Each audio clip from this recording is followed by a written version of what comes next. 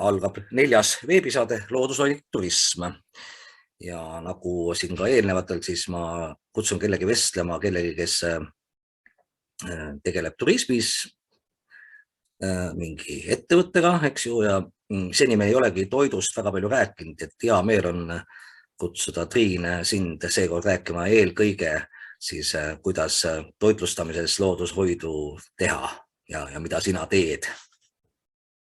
Aitäh, Aivar. Rõõm on olla sinuga siin. Et me ei ole mingid vanad tuttavad, aga me nagu siin käime hetkel koos ühel ringmajanduse teemalisel sellisel väiksel koolitusel Pärnus, mis minu arust on väga äge. Ja sealt see mõte ka tegelikult mul tuli, et just sinuga siin sellest rääkida, sest ma juba natuke kuulsin seal ja loodetavasti siis nüüd kuulen rohkem, et äkki sisseotsaks natuke seletadki oma sellest seosest siis, et kaua sa siin tegeled ja millega ja kus? Ja ikka. Minu seos toitlustuse või teenindusega on tegelikult 17 aastat pikkiva ja ma alustasin ühes klubis Rock Cafe's Jõhvikana, ehk siis see oli minu kõige esimene selline teeninduskogemus. Kostüümis siis või? Rock Cafe's kostüümis. Et Jõhvika kostüümis? Jõhvikas on selline baaritöötajate slängis abiline, kes siis koristab klaase, teeb sellised abitöid, et ma arvan, siiamaani veel kasutatakse seda eestikeelset väljendit, et ma tean, seal on juba ingliskeelset ka juurde tulnud, aga Jõhvikas on selline kõige klassikalisem. Ja peale seda siis erinevad teenindusettevõtted, olen kuidagi jõudnud siis ka restoranidesse sellest meelelahutusest ja pigem nagu joogimaailmast. Olen õppinud kokaks Tallinna teeninduskoolis ja lõpetanud ka Pärnu kolledži siis turismi sihtkoha või turismi ettevõtluse erialal ja minu suund oli siis turismi sihtkoha juhtimine. Ja hetkel ma võib-olla olen natukene kaugemal sellest turismist, aga õpin magistris siis kultuurikorraldust Tartu Ülikoolis. Et ma ise arvaks, et ta ei ole väga kaugel, sest kultuur ja turismi sihtkoht ja ühesõnaga kõik see on nagu ikkagi seotud ja toit on kultuur. Ja minu jaoks ka see ei kõla üldse kaugelt, et kultuur laiemalt või kultuurikorraldus, see ju ongi meie eluolu korraldus ja ega see, mis see turismgi muud on, kui et see on meie eluolu, ütleme, tarbimine, eks ju, lihtsalt siis, kui me ei ole kodus, kui me läheme kuhugi reisile. Et väga hea, aga võt, sa oled siis ennast igat pidi koolitanud ka ja tegelikult päris kaua, ma isegi ei arvanud, et sa oled nii kaua nagu ka praktiseerinud ja tegutsenud on ju. Kas see selline, ütleme, loodushoiule tähelepanu pööramine, see on nagu olnud kõik see aeg või kui palju sul koolis on tulnud ja kui palju läbi mingi isikliku kogemuse või võib-olla sa räägid natuke seda, et enne kui me lähme detailideni, et nii-öelda seda maailmavaadet, kus see pärineb? No kui selle 17 aasta taguse aja peale mõelda, siis ega ma ise palju selle peale ei mõelnud ja ei mõelnud ka minu tööandja ega minu otsene ülemus tegelikult, et ma töötasin ka klubides, kuskil Panoraamis olen töötanud, ma olin klubi korterijuhataja. Et eks ma kasutasin isejuhina olles oma loogilist mõtlemist ja sellist, ega kellelegi ei meeldi ju ei toitu ära visata või ise prügi tekitada, aga sellist teadlikku loodussäästlikku eluviisi nii eraelus kui siis tööalases ma tegelikult arvan, hakkasin praktiseerima alles seoses oma lapse sünniga, nagu ikka see juhtub, et see on siis kuskil 13 aastat tagasi. Ja sellel ajal ma mäletan isiklikust kogemusest, kuidas minu sugulased ja minu sõbrannad ja võib-olla veel tuttavad vaatasid nagu natukene apakat, et see pesupähklid ja kõik see oli nagu kõigile pisut selline võõras teema, aga praegusel ajal on see täiesti elementaarne ja pigem juba minu tutvusringkonnas iseenesestmõistetav ja samamoodi ka toitlustusettevõtetes. Et aina rohkem ju räägitakse näiteks festivalidest, et kuidas muuta festivale, selliseid ühekordseid festivale või siis nagu iga-aastaseid festivale jätkusuutlikumaks, et ei tekiks seda prügi, inimesed ei tarbiks nii palju ja see toodang, see toit, mida seal pakutakse, oleks võimalikult kohalik. Jah, Viljandi Folkvist mulle tuleb omal kohe meelde, et nemad midagi on teinud spetsiaalselt selle jaoks. ja ma isegi mäletan 2 aastat, eelmine aasta ei toimunud Intsikurmu festivali, aga vist oli üle-eelmisel aastal, ma olin siis Intsikurmu festivali baaride nagu selline pea ja sellel ajal ma ise nagu praktikas kasutasin esimest korda topsiringlust.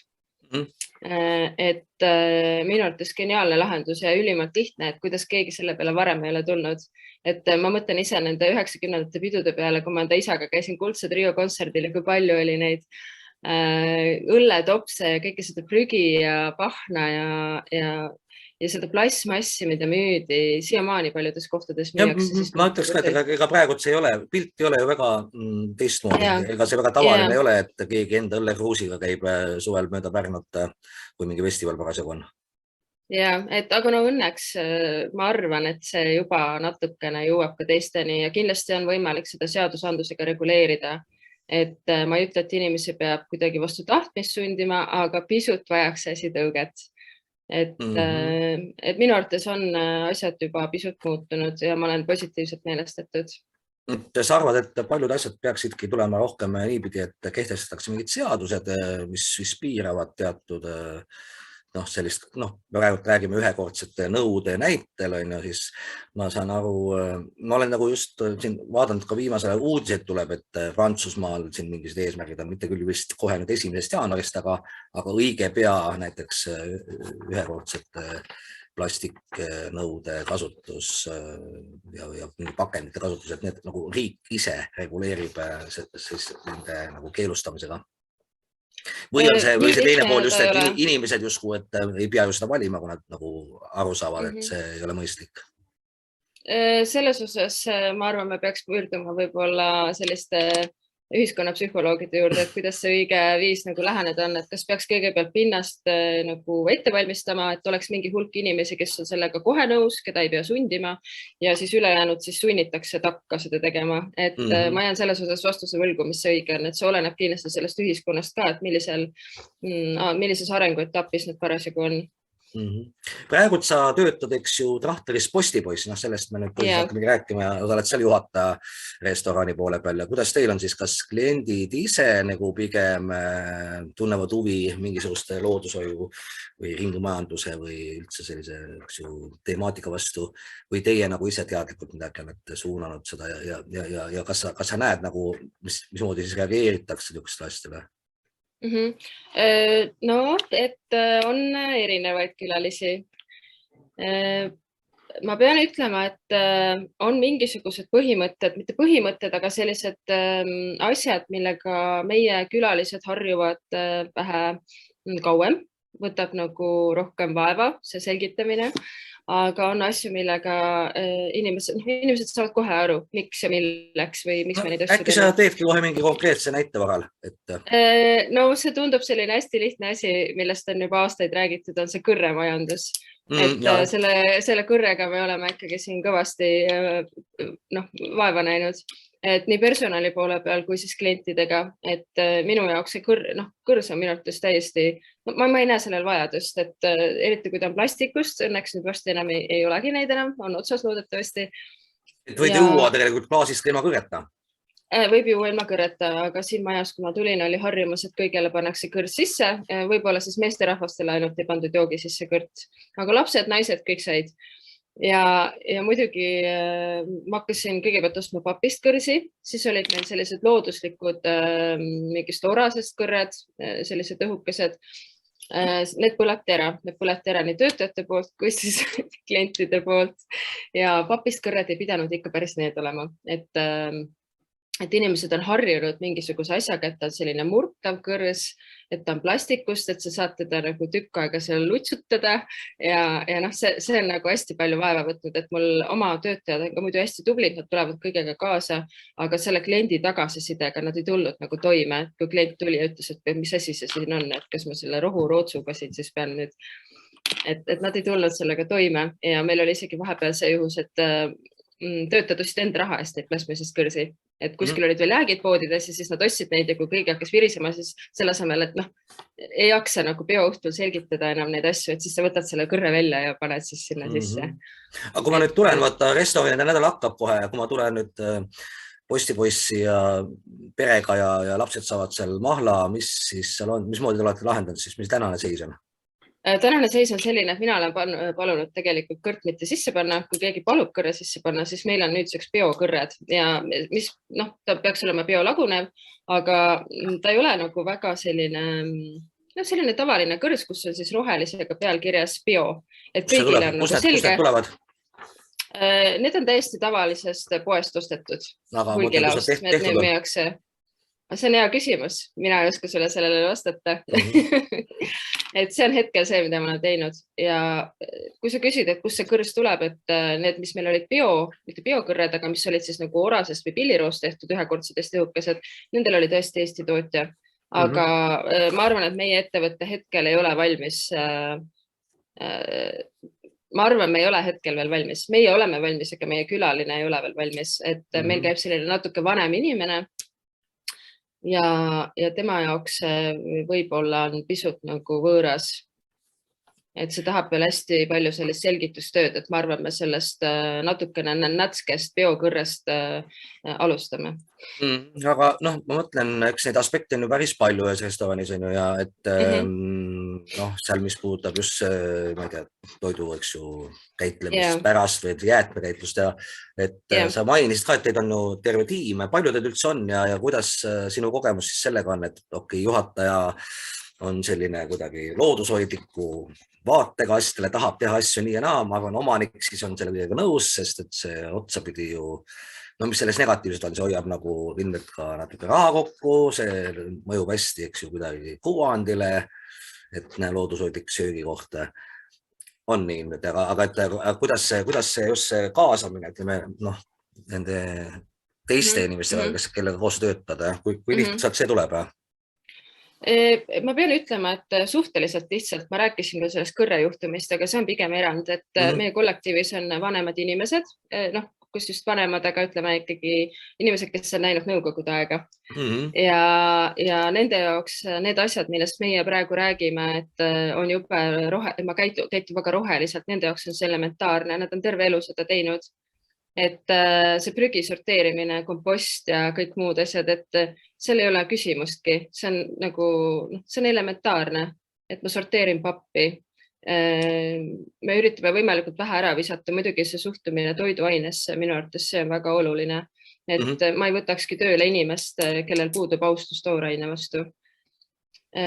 Kus siis see tooraine teil tuleb või mismoodi te valite? Me tegelikult tellime ju ka samamoodi erinevatest hulgimüügifirmadest, aga lisaks sellele meil on oma selline tädi, kes, ma tean, paljud ettevõtte omanikud või siis juhatajad räägivad, et raske on seda toorainet kuidagi kokku saada, kohalikku toorainet. Et Pärnu maalt kasvatavad mingisuguseid juurikaid või asju näiteks. Ja et see võtab hästi palju energiat ja siis pead kõik inimesed läbi helistama ja selle 5 kilo peedi pärast keegi ei tule. Ja ei ole kuskil säilitada, aga meil on selline tädi, kes käib siis, ütled talle, ma tahaks seda teist või kolmandat, tema ise tegeleb kartuliga. Kartul, porgand, peet. Kasvatab ise neid. Ja suvel on siis ka roheline, maitseroheline.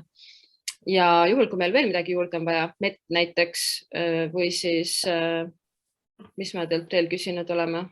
Värvilisi porgandeid, mitte tavalised porgandid, aga värvilised porgandid, et midagi vähe edevamat, piparmünt. Siis tädi leiab selle variandi, et kust me saame, et tema siis ostab nagu ise kokku või vahendab meile. Oma võrgustiku kaudu kuidagi siis? Ja, oma võrgustiku kaudu. Ja ma tean, et see tädi on ka turul tegev, et ma olen näinud teda ka turul seal midagi asetamas, et ma soovitaks kõikidel endale selline tädi hankida, et see hoiab kõvasti aega energiat kokku ja ma ei ole ka tunnetanud mingit erilist hinnavahet. Aga kes teil selle laos käimise, hulgilaotsused ka ja kes see siis sõidab või kuidas see on korraldatud? Sa oled sa ise või keegi teil? Me tegelikult, mina tellin kaupa, meil töötavad ka venekeelsed inimesed köögis ja ma olen enda peale selle kaubatellimise võtnud, et ma tellin igapäevaselt siis kaupa ja vajadusel käin siis ka hulgilaos või poes või kus iganes siis täpselt vaja on. Ja see on ka üks teema, mille pärast ma tegelikult sinna ringmajanduse meistriklassi tulin, et minu jaoks on muutunud see valikute tegemine väga raskeks. Ma tein selle kurgi näite, et kui on kurk, on Eesti kurk, mis on värske kurk, mis on pakitud kilesse ja siis on Soome kurk, mis luun ei ole kiles. Näiteks. Noh, luunjal ei ole võib-olla nii hea hetkel enam. Või kus kohas, ma võib-olla ei teagi täpselt, kus kohas värsket kurki praegult Eestis saab. Noh, jah, seal on paar ettevõtet, kes ikkagi kasvatavad peale luun ja minu teada. Aga nagu ma rääkisin, siis Soome kurk, millel pole kilet, Eesti kurk, mis on kiles. Iga kurk on eraldi pakitud kilesse. Mille ma valin? Mis on nagu väiksema jalahäljaga? Ja need Soome kurgid ilma pakendita, need on siis niimoodi täiesti vabalt nagu kasti sees? Jah, just. Et ühe puhul on see, et on kohalik. Dilemma, mina ei tea, mis see. Võib-olla ikkagi siis loeb ka hind äkki või selle nagu see kvaliteet, maitse, ka see, kuidas ta kasvatatud on, et ma ei tea, mingisugust, kõige lihtsam on ju see, kui sa tunned seda tootjat, sa tead, et näiteks, et ta ei ole sinna midagi nagu kasvatamise jooksul mingisuguseid mürkisid üle nagu doseerinud. Noh, ütleme see sama selle tädi puhul, ma arvan, et see ongi see, miks ta nagu eelistada. Aga mis te selle kurgi osas siis olete otsustanud?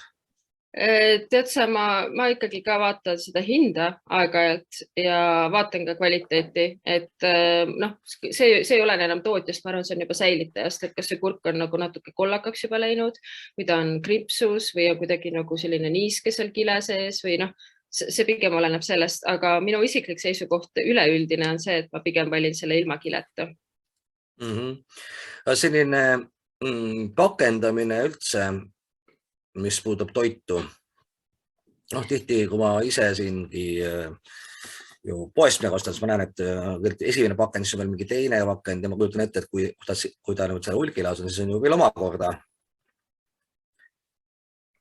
Jaa, et selles osas ma julgustaks või on teil just, lihtsalt tarbijat. Teil on võimalus osta nagu niisugust asju, mis on kuidagi vähem pakendatud ka või?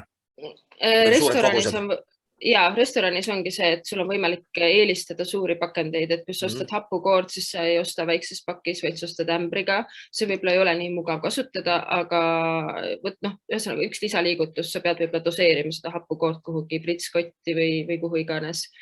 Aga sul on võimalik ikkagi valida või teha valikuid ja see ongi tegelikult esimene samm. Eratarbijal samamoodi, et sa eelistad vähem pakendatud asju, suuremaid pakendeid. Siis näiteks, kui sa sorteerid pakendeid, et siis sa eelistad sellist pakendit, kus on üks materjal ainult. Et kui ei ole võimalik eraldada kahte erinevat materjali pakendi puhul, siis sa tegelikult ei saa seda ju,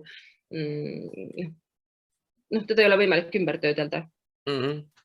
Eks see võib-olla sõltub ka, kus kohas on ju restoran asub ja et millised võimalused tegelikult reaalselt on, aga sama kui sa Vene aega nagu meenutasid, siis mina mäletan, kuidas ma käisin poisikesena nagu laudas ja meil oli oma piimanõu. Nüüd panin selle maha, siis pärast lõunat saime sellele piimanõu, et kujutan, et mingi hapukoor või see võiks ju mingist meierist tulla sinu enda selle nõu sisse ka, kui sa viitsiksid sellega tegeleda restoranina. Ja, ma arvan küll, kuigi selle piima kohta ma olen kuulnud erinevaid, nagu ma olengi aru saanud, et selle piimaga on kõige raskem, et kuidas vastata regulatsioonidele ja et oleks ikkagi tunnustatud piimatootja ja kuidas see transport täpselt käib, et see piim vist on kõige keerulisem, et olen kuulnud ka Setomaal see sõira tootmisega seoses. Aga see on kindlasti tulevikumuusika, et ma ise loodan ka, et mul on tulevikus võib-olla rohkem aega tegeleda nagu iga selle tooraine hankimise punktiga eraldi ja et töötajad tulevad kaasa ja kõik muud jutud. Mitmel pool Eestis on ju ja Pärnus sealhulgas on selline liikumine nagu Ott, otsetootjalt. Kas see on ka kuidagi teil nagu ühendatud varustus? Ei, seda me ei ole kasutanud, et kuna meil see tädi on olemas, siis ei ole vajadust otseselt olnud, aga ma absoluutselt ei välista. Pärnu, ta ei ole vist Pärnu kohalik, aga Tõrvaaugu mahetalu on üks asi, mis mulle väga meeldib endale ja oleme, ma ise küpsetan leiba nende sellest tatrest ja saab proovida ka restoranide nädalal. ja pliire teeme nende tatrast ja üleüldse nende kogu selline kontseptsioon mulle väga meeldib, et nad toodavad siis põhimõtteliselt kõik kasutatakse ära, et nad müüvad ka tatra kestasid soovijatele. Kas nad ise patjasi teevad, seda ma täpselt ei tea, aga põhimõtteliselt kasutavad kõik ära, mis seal on. Tatra õites teevad teed, toodavad müslit. Ja aga tuleme sinna postipoissi nüüd tagasi, et mis näiteks sama käite toote omale, eks ju, need varud sisse, siis mis te selle pakendiga kõik teete, mis teil nüüd jääb? Kohe tekib mingit. Üritame võimalikult palju ikkagi ära sorteerida. Muidugi me sorteerime biojäätmeid, aga minu eelistus on see, et need biojäätmeid ei tekikski. Ehk siis meie toit just nimelt. Ja minu arvates peamine koht, kus hetkel see biojääde tuleb, on tegelikult inimeste taldrikult. Mitte, et meil poleks maitsvad road, vaid lihtsalt minu jaoks on see kogu aeg nagu suur probleem olnud, et portsjonid on ju standardsuurused. Et mõnel pool sa saad võtta pool portsjonit, täisportsjoni, midagi sellist. Aga üldiselt on selline standardportsjon kuidagi välja arvutatud inimese jaoks ja meil on ju trahter. Ja kui me alguses üritasime neid portsjone kuidagi väiksemaks teha, siis inimestel oli, mis on nagu loogiline, et on selline suurus või selline portsjon grammiliselt, mida inimene jõuab ühe korraga ära süüa. Meeste rahas ootab, et see taldrik on täis. Jah, just nimelt, et praegu otsime lahendusi, kuidas seda probleemi lahendada. Et ma millegi pärast seda poole portsjoni asja võib-olla ei rakendaks. Pool portsjonit, terve portsjon, vaid pigem oleme mõelnud sellise variandi peale, et kirjutada menüüsse või siis selgitada kliendile, et me panime teile praegu a la 4 kartulit, aga kui te soovite, siis me muidugi toome teile juurde, et andke meile teada või midagi sellist, et kuidas täpselt seda teenindusolukorda lahendada, et läheks seda toitu vähem nagu prügikasti. No midagi ikkagi jääb üle. Ja midagi jääb üle ja on jäätmeid, mis me omavahel siin ära jagame. Mitte me ei söö seda ära, ise ei söö, vaid näiteks kanadele. Meil on selline leivasaia-ämber. Ühel töötajal on kanad, muidugi lihajäägid, mis siis lihakelmed, mis me puhastame, siin on koerad inimestel. Need kanad ei ole siis seal postipoisi hoovis puurises? Ei ole, aga ma olen ka selle peale mõelnud, et peale seda eelmist koroonalainet siis oli küll plaan, et võtta kanad, aga ma kardetavasti meie hoov jääb ikkagi väikseks. Meil on üks koht olemas, ma järgmine aasta kaalun seda uuesti, et võib-olla selline 3-nokaline kari võiks olla täitsa teema. No, et kui on ruumi, siis linnas on ju nagu mingisuguseid väiksemaid loomakesi peetud, eks ju? Ja. Toidujäätmetest veel, siis kohvipaks ja munakoored, et selle me kasutame väetiseks, roosiväetiseks. Ja mismoodi? Roosid on siis teil olemas seal endal kuskil? Meil on endal roosid olemas, aga meil on ka töötaja arvet, barmena-arvet, kes siis suure hooga siin juba, ma arvan, äkki 8 kuud kogu aeg kogunud seda kohvipaksu ja munakoori, mida ta siis purustab ja väetab oma siis kas roose või, ta ise ütleb, et roose, minu arvates tal on seal neid muid taimi ka.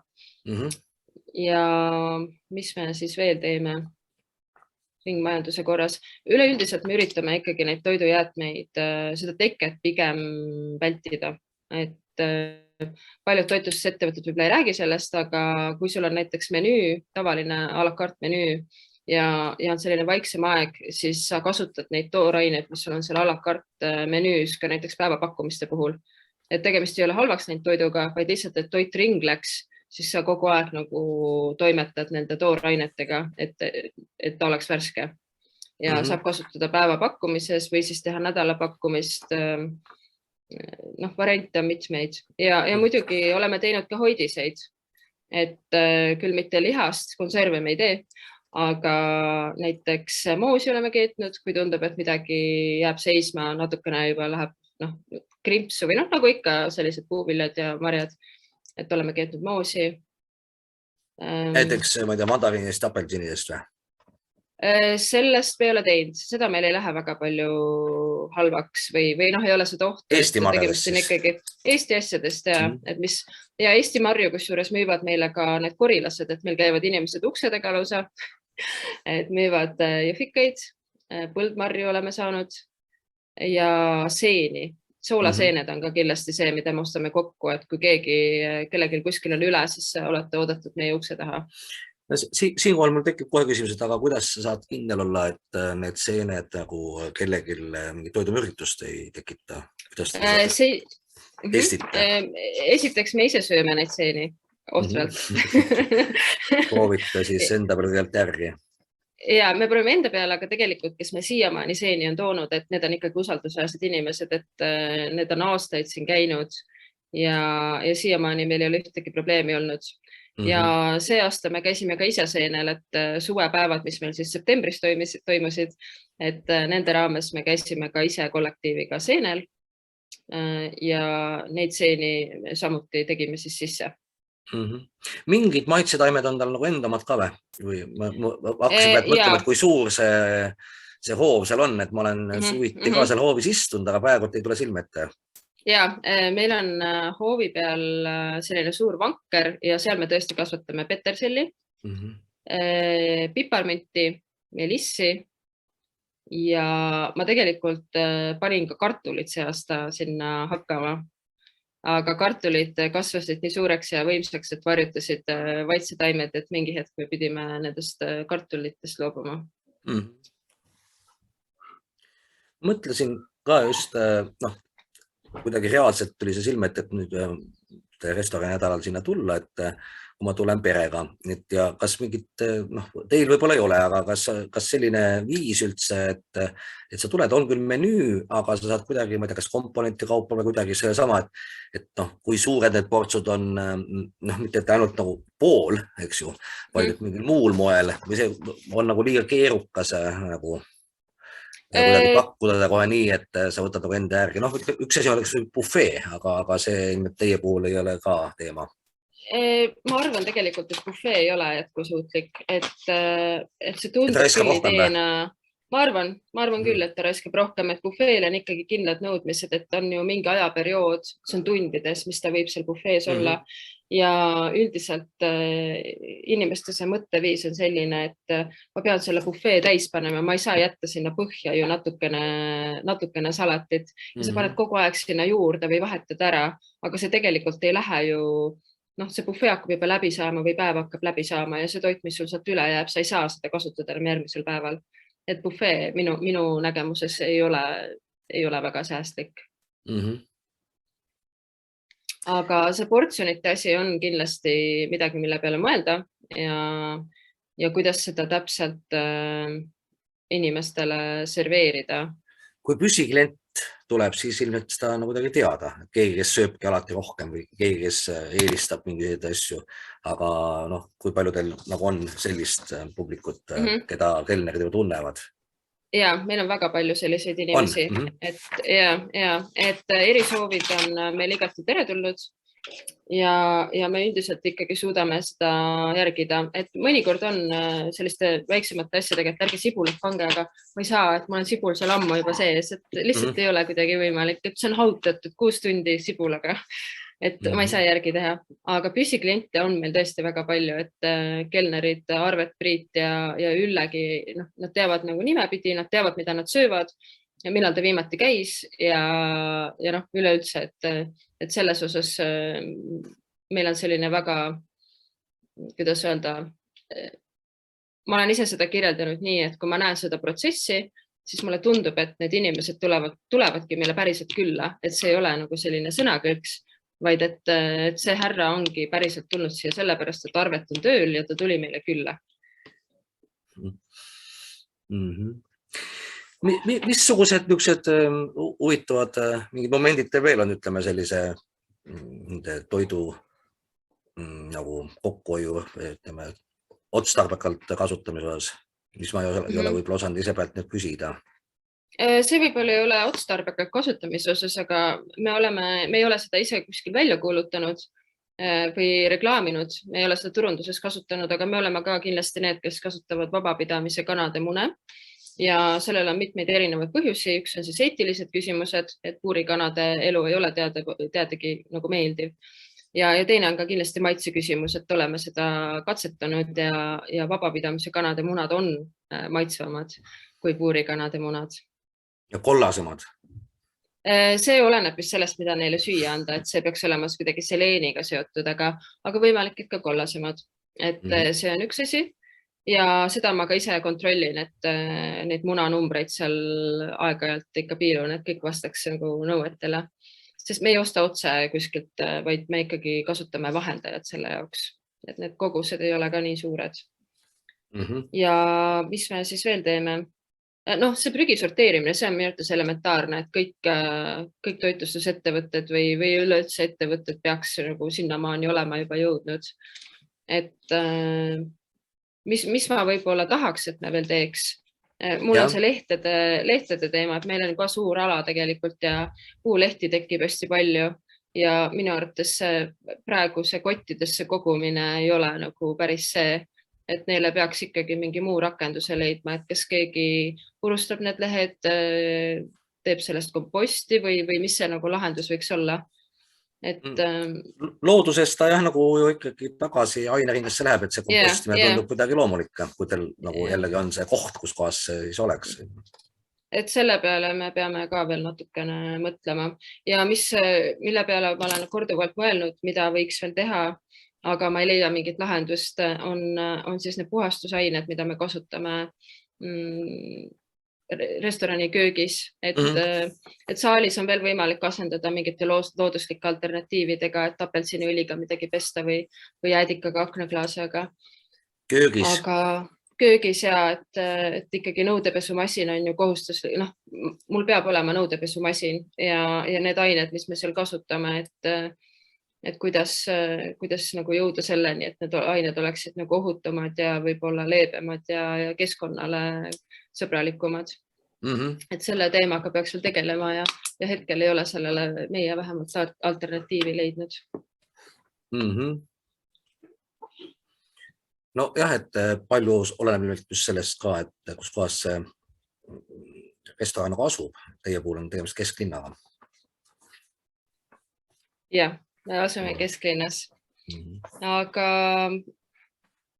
ma arvan, see nõudepesu, kui keegi oskab mulle midagi soovitada, siis ma nagu kuulajatele ka teeks üleskutse, et palun andke teada, kuidas te olete selle lahendanud, et millega te olete asendanud või kuidas moodi, sest need on ikkagi väga tugevad ained, mida siis lahjendatakse väga sellise väikese kontsentratsioonini, et nõusid puhtaks saada ja neid kuivatada. Et muidugi oleks tore ju neid käsitsi pesta, eks ole, siis sa võid ju millega iganes neid pesta. Pesupähklitest jällegi keeta midagi või aga hetkel see ei ole võimalik, käsipesu ei ole võimalik. Ma ei ole nüüd seda Postipoisi Trahtri veebilehte vaadanudki, vaid ma ütlesin, kui turunduses, kas ütleme, turundus on ka sinu tööülesannete seas? See hetkel on, aga ma olengi, just hakkasingi selle peale mõtlema seoses sinu selle koolitusega ka, mis sa seal reklaamisid, kus sa käid seal, et ma tegelikult turunduses seda sõnumit ei ole väga palju kasutanud. See oligi see minu tagamõte, et kas kui te nagu olete selline justkui keskmisest restoranist rohkem loodushoiule tähelepanu pöörav, et on see ka teil nagu selline asi, mis te kasutate siis enda nagu kuvamiseks või on see pigem selline asi, mida keegi ei teagi? Meie jaoks on see selline iseenesestmõistetav pigem, et mu töötajad, nagu ma rääkisin, on sellised vanakooli inimesed ja need asjad on nagu palju asju, mis nende jaoks ongi nagu tavaline või elu osa, et ma ei viska neid asju ära või ma kasutan uuesti või et meil ju ka töötajad teevad sisse kodus hoidiseid mahlasid, et me kogume purke ja pudeleid ja meie poole on pöördunud ka inimesed, et saada pudeleid ja purke ja ise siis midagi sisse teha. Et me ei ole seda tõesti teinud ja kui ma sinuga siin praegu räägin, siis ma mõtlen, et võib-olla peaks.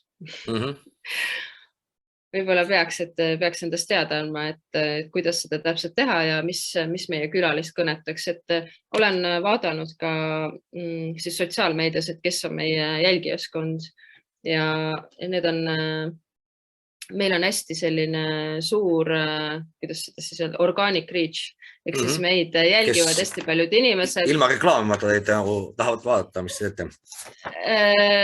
Jah, ja neil on ka see, et nad võib-olla ei ole nii igapäevaselt kodus selles sotsiaalmeedias, et neil on vähe kohti, mida nad jälgivad ja sellepärast me oleme ka, paistame silma ja me pakume neile hästi huvi.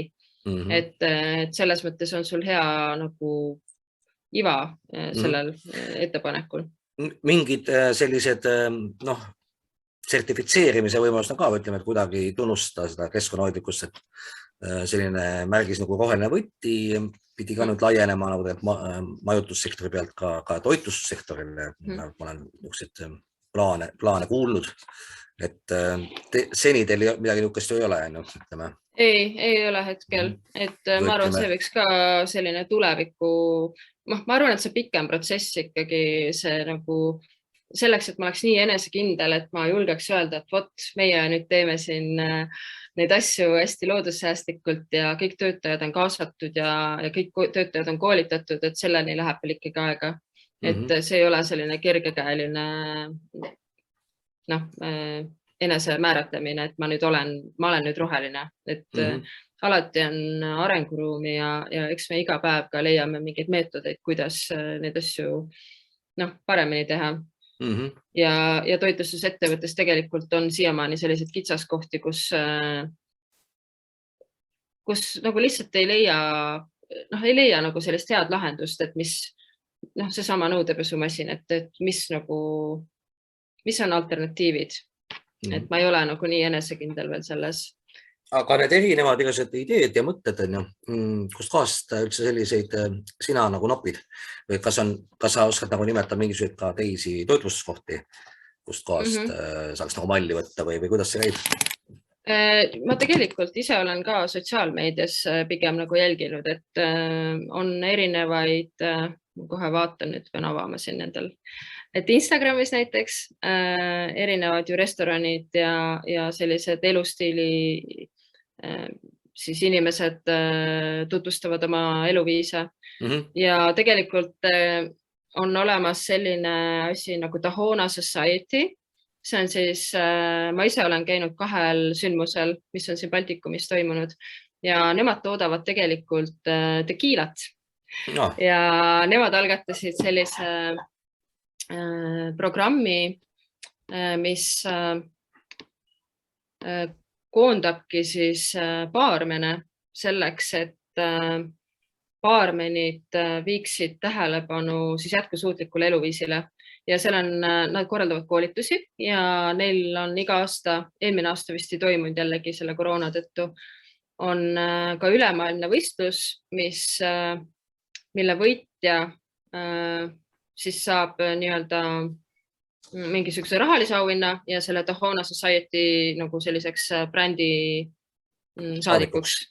Ja need teemad, millega tegeletakse, on siiski keskkond, kuidas baarimajandust muuta jätkusuutlikumaks. Seal on hästi palju huvitavaid ideid olnud ja tegelikult ma olen ka sealt palju mõtteid saanud. Ja tõuseb vaadata natuke laiemalt Eestist välja.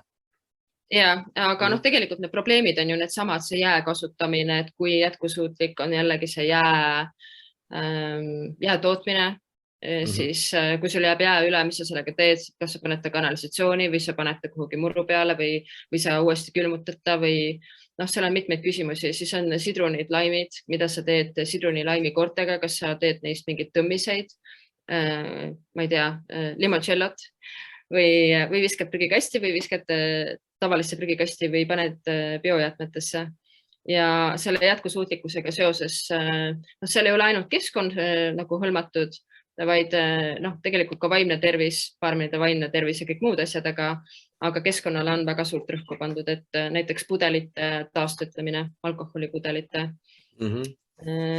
ja Tahona tegelikult, Tahona Society Altos tekiila siis, et nad tegelevad Mehhikos ka siis väikerahvaste nagu sellise toetamise, tutvustamisega ja pööravad tähelepanu võib-olla sellistele teemadele, mille peale nagu see baarmen või siis ka see tekiila jooja niisama ei tuleks. Pärnus on niisuguseid söögikohti päris palju, et mis sina ise näed, et mis see võiks olla, et mida peaks tegema nagu nende niisuguse keskkonnateadlikkuse ja loodussõbralikkuse tõstmiseks ja kus see võti on või kus mingisugused, millele see mõju oleks? Praegusel ajal ma tean, et paljudel on motivatsioon hästi madal, et see on tingitud ju teadagi nendest oludest ja me ei tea ju, mis veel siin lähinädalatel meid tabab. Ja ma ise tunnen ka, et motivatsioon on madal ja kui motivatsioon on madal, siis sa ei suuda enam genereerida uusi asju ja sa ei suuda algatada mingisuguseid uuendusi. Aga ma soovitan mõelda sellisele kõrgemale nagu eesmärgile, et praegu vaiksemal ajal või sellisel madal hooajal on nagu lihtsam mingeid asju uuesti või alustada või nagu töösse panna, kui siis kõrghooajal. Ehk siis meil on ju kõrghooaeg juunist augustini. Ja mis ma võib-olla soovitan, konkreetsed soovitused, ma jällegi vaataks üle selle kõrremajanduse, siis kaasamüügi, kui palju me pakendame kaasamüügil oma tooteid, siis kaasamüük tuleb kindlasti jälle lähinädalatel teemasse. Ja võib-olla see koostöö ka, et me oleme küll suhelnud siin erinevate restorani omanikega restoranide nädala raames, aga just selles ka ringmajanduse teemadel, et ringmajanduse meistriklassis minu arvates oli liiga vähe toitlustusasutuse esindajaid. Et peale enda ma seal ei täheldanudki kedagi, aga iseenesest toitlustus on ju väga selline ressurssi kulutav eluala, et kus need inimesed siis on, et kas teil on kõik hästi või et ma võiks nagu koos teha rohkem asju, et ma olen alati koostöö poolt, et koos mõtleks välja, kuidas lahendada neid prügiprobleeme, et siin olen kuulnud, et inimestel on biojäätmeid on nii palju, et nad saavad ühe päeva ainult sinna sisse panna ja siis peale seda on kõik ja siis nad panevad olmeprügisse, et olen ka selliseid jutte kuulnud. Ja võib-olla, et kuidas siis koos jõuda nende lahendusteni ja see tooraine hankimise teema ka, et kui me suudaksime näiteks seljad kokku panna ja öelda, et jah, mul on ka sealt kartulit vaja või mul on sealt porgandit vaja või mul on sealt seda sealiha vaja, et siis sellel me saaks otse osta. Meil oleks võimalik otse osta, just nimelt, et see inimene teeb selle ringi ära, see tootja teeb selle ringi näiteks linna peale ära ja tal on mõistlik siia tulla ja mina saan osta ka näiteks, kui mul on 5 kilo vaja.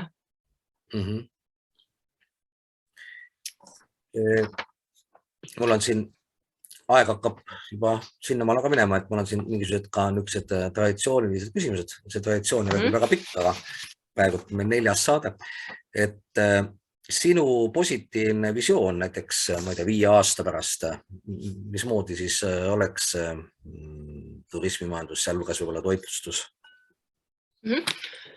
Turismimajanduses mina loodan kindlasti massiturismi vähenemisele, et inimeste silmaring on kuidagi avaram kui varem ja massiturism, võib-olla see kõlab õelalt, aga ma loodan, et see pole võib-olla nii kättesaadav enam, et on pisut sellist hinnatõusu ja muidugi siseturism võiks rohkem veel õitseda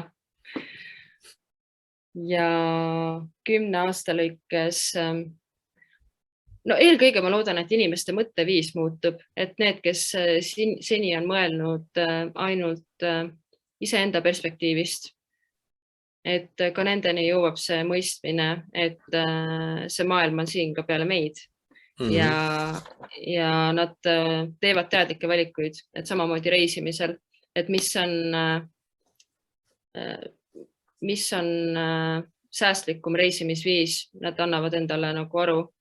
Ja kas mul on vaja sinna Egiptusesse minna all included nädalaks ajaks ilma, ühesõnaga, et see tarbimine muutuks nagu teadlikumaks. Loomulikult meile kõigile meeldib reisida, aga ma arvan, sa tead ise ka, et see Egiptuses nädal aega käimine ja lihtsalt tarbimine, mitte midagi ju tegelikult vastu andmata, et see pikalt nagu kesta ei saa. Tekib küll, ühesõnaga turismi sihtkoha siis see elutsükkel. Kes siis Pärnusse võiks tulla rohkem, ütleme senisest, kui mõelda, et meie kui sihtkoht siin?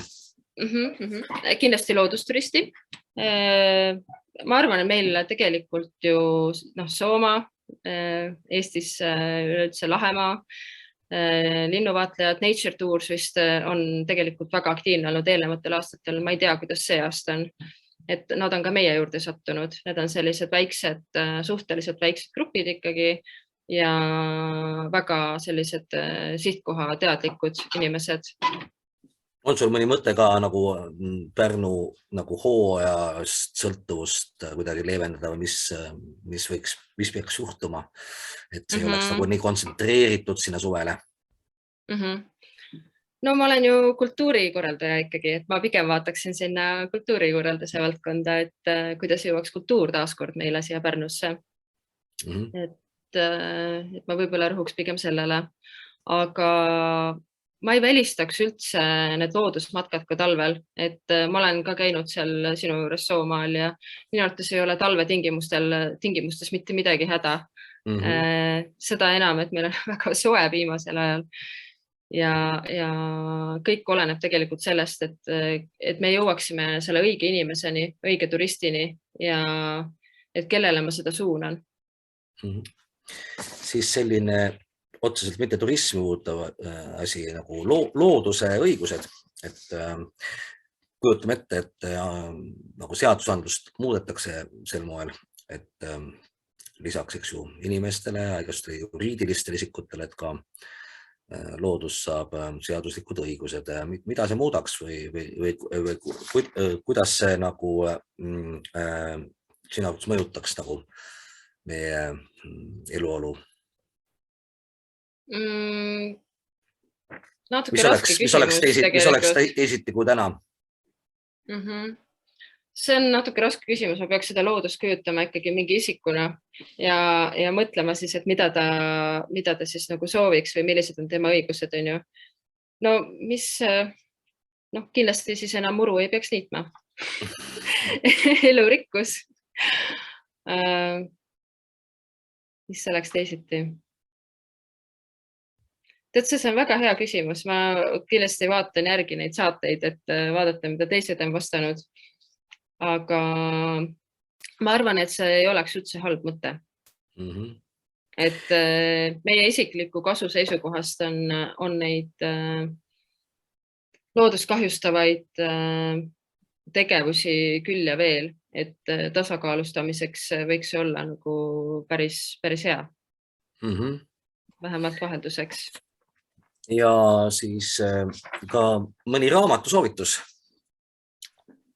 Seda küsimust ma siin lõpus nägin ja ma ausalt öeldes sulle keskkonnahoiu seisukohast ei oskagi sulle midagi öelda, aga ma viimasel ajal loen hästi palju sellist budismiga seotud kirjandust, et võib-olla sellise üleüldise positiivse mõtteviisi ergutamiseks ma soovitaks lugeda läbi selle uue Dalai Lama eluloo kirjelduse või siis Robert Kehrini budismi alused, et lihtsalt, et natukene nagu tutvuda selliste inimlike väärtustega taaskord. Et lisaks meie enda mingitele oma kultuurist ja pärandist tulenevale vaadata nagu maailma asjadele nagu sealt nurgalt. Vaadata laiemat pilti ja mitte lähtuda võib-olla ainult iseenda sellistest isekatest vajadustest, vaid mõelda selle tuleviku peale ja mineviku peale ja näha ennast nagu sellises osana tervikust. See lõpumõte oli väga hea ja ma arvan, et siin ei olegi ka mul midagi rohkem lisada. Suur tänu, Triin, selle vestluse eest ja kohtume restoranide nädalal. Ja kohtumiseni.